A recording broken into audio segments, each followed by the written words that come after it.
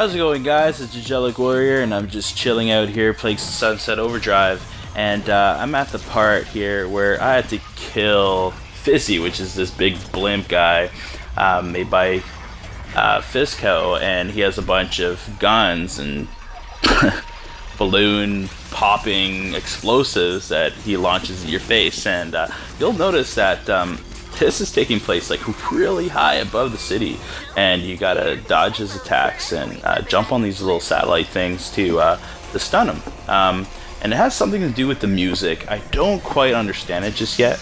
Like why they did this in the part of the story, but it has something to do where you're blocking some form of, radioactive signal. I don't know what it is, but this is crazy, and you gotta just dodge and shoot him in the eyeballs, pretty much. That's the whole concept.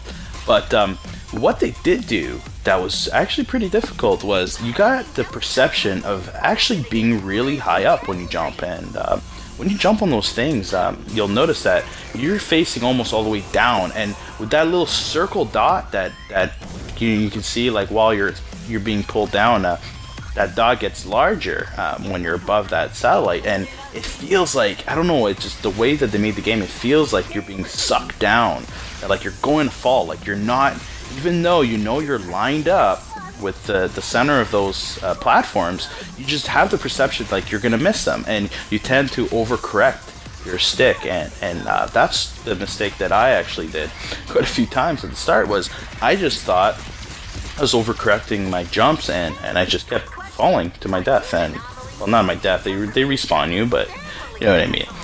But yeah, that's the whole concept. So if you watch it, it gets pretty funny. He says some funny things. You just keep doing that. This is a little tactic that I was doing. I was just hit, because you have to hit 3 of them in a row. So those were the best 3 I found.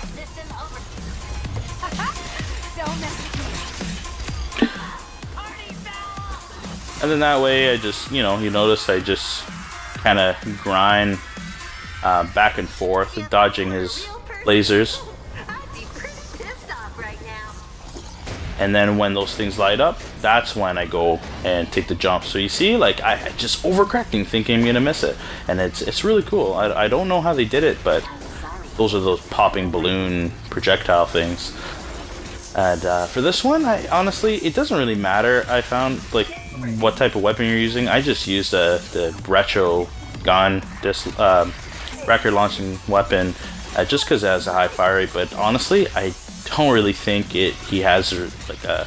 I know he has a health bar, but he doesn't really matter what you hit him with. It seems to do just as much damage, and probably better to have something that shoots fast. Just for that sake. See, you notice, like, even the whole the way that the music plays a big role with what's happening.